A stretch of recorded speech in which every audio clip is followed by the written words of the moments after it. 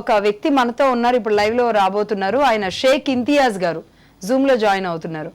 ఆయన త్యాగరాయ కీర్తనలు ఎన్నో ఆలపించారు. ఆయన గురించి చాలా బాగా పాడతారు. ఇంతియాజ్ గారు నమస్తే అండి, లైవ్ లోకి వచ్చారు మీరు. నమస్కారం మ్యామ్, చాలా సంతోషం. ఇంతియాజ్ గారు, ఏమనిపిస్తుంది? రామాని నిర్మాణం 500 ఏళ్ల తరువాత రామ దేవాలయం ఈరోజు ప్రాణ ప్రతిష్ఠ చేసుకోబోతుంది. నిజంగా ఒక రామరాజ్యం రాబోతున్నట్టుగా ఉంది. ఇన్నాళ్ల పాటు ఎంతో మంది ఎదురు చూశారు. 2 మతాల మధ్య విద్వేషాలకు కారణమైంది. అయినప్పటికీ కూడా ఈ భారతదేశంలో అందరూ కలిసే ఉన్నారు. చిన్న చిన్న చెదురు మదురు ఘటనలు మినహాయిస్తే మొత్తంగా అయితే రామ మందిర నిర్మాణం జరిగింది. అందులో స్వామివారు మరికొద్ది క్షణాల్లో రాముల వారు అందులో ప్రాణ ప్రతిష్ఠ గావించబడుతున్నారు. మీకేమనిపిస్తుంది?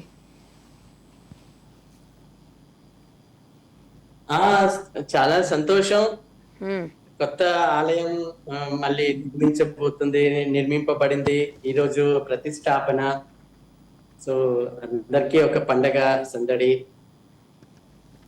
చాలా సంతోషం. కానీ అంటే నేను అడుగుతున్నాను అని కాదు, ఒక ముస్లింగా ఉండి చాలా మందిని చూస్తున్నాం ఈ రోజు అనేక దేశాల్లో. చాలా మంది ముస్లింలు బుర్కా ధరించి కూడా మహిళలు రామజపం రామనామాలు చేస్తున్నారు. ఎలా అండి? అంటే ఈ వేరియేషన్ ఎలా ఇలా రాను రాను కాలంలో మనం ఈ మార్పులు ఎలా గమనిస్తున్నాం దీన్ని?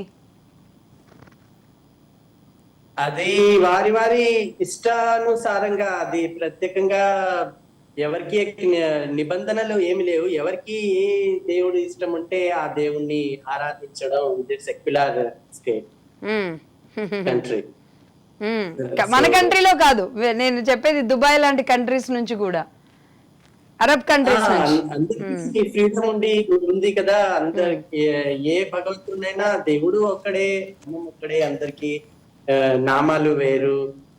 సో ఎవరికి ఏ భగవంతుడు ఇష్టం ఉంటే వారిని ఆరాధిస్తారు. అయితే మీకెందుకు మిమ్మల్ని అడుగుతున్నా నేను, మీకెందుకు? అంతకు ముందు కూడా నేను మీతో మాట్లాడించాను, కానీ ఇది ఈ రోజు సరైన సందర్భం అనిపిస్తుంది నాకు. ఎందుకంటే మీరు కూడా ఇలానే కీర్తనలు ఆలపించడానికి, లేదంటే మరి ఈ దైవత్వాన్ని మీరు అర్థం చేసుకున్నారా, లేదంటే మీకు ఆ పాట నచ్చిందా, ఆ దేవుడే మీ గొంతులో పలికిస్తున్నాడా, ఎవరికి అర్థం కాదు. ఎందుకంటే మీ పాటలు వింటే గానీ అర్థమవుతుంది. కానీ ఒక ముస్లింగా పుట్టి మీరు ఎలా ఈ కార్యక్రమాలు ఎలా తీసుకోగలిగారు? సంగీతం is universal for everyone. So Karnataka సంగీతంలో నేను నేర్చుకున్న రచనలు, భాగ్యకాల రచనలు అన్ని ద్రవిడ భాషల్లో, తమిళ, తెలుగు, సాంస్క్రిట్ లో ఉన్న వాగ్యకాలు, త్యాగరాజ స్వామి, భద్రాచల రామదాసు, ఇట్లా ఎంతో అన్నమాచార్యుల వారి కీర్తనలన్నీ వివిధ దేవి దేవతలను స్థుతిస్తూ నేర్చుకున్నాము. సో ఈ రాముడి కీర్తనలు చాలా త్యాగరాజ స్వామివి, రామదాసువి, అన్నమాచార్యవి పాడుతున్నాము. ఇక రాముడి మనం కీర్తనలోనే చూడగలిగాను. వాళ్ళ కీర్తనల వివరణలోనే రాముడు ఎలా ఉంటాడు, రాముడి గురించి ఒక పర్సనాలిటీ, హౌ హీ ఈజ్ అనేది మన కీర్తనలోనే నాకు తెలిసింది. సో అది నా అదృష్టం. ఆ రాముడి గురించి నేను పాడుతున్నాను. I'm blessed. పాడించుకుంటున్నారు. Exactly, your blessed by Rama. ఒకసారి మీరు పాడితే గానీ మీ కీర్తనలు, మీ గొంతు నుంచి వచ్చే కీర్తనలు ఎలా ఉంటాయో తెలుస్తుంది. తప్పకుండా.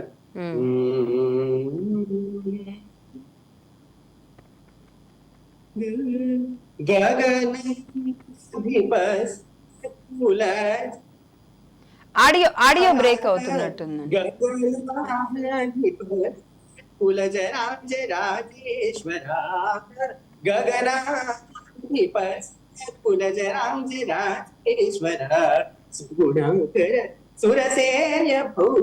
ఇంతియాజ్ గారు సారీ, ఒక చిన్న ఇంటరప్షన్, ఒక్క నిమిషం.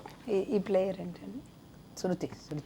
శృతి, మీరు అక్కడ ఏమి ఇవ్వకండి, మేము ఇక్కడ కూడా మన దగ్గర అవైలబుల్ ఉంది. అక్కడ రాదు, సింక్ అవ్వదమ్మా. అక్కడ తనే పెట్టుకో, ఎందుకంటే దాని వల్ల మీ ఆడియో బ్రేక్ అవుతుంది.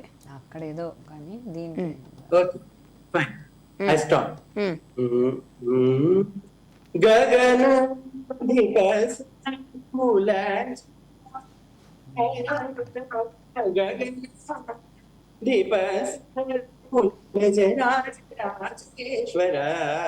గగన దీపస్ కులజరాజేశ్వర సుగుణాకర సురసేయ భూమ్యతాయ సదా సకల జగదా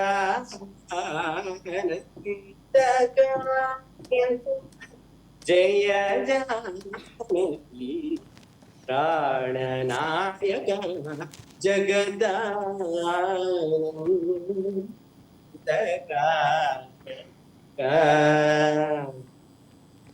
సో త్యాగరాజ స్వాముల వారి పంచరత్న కీర్తనలో జగత్తునకు ఆనందకారకుడైన శ్రీ రామచంద్రుల వారి గురించి ఈ కీర్తనలో 108 నామాలతో ఈ సంకీర్తన రచించారు.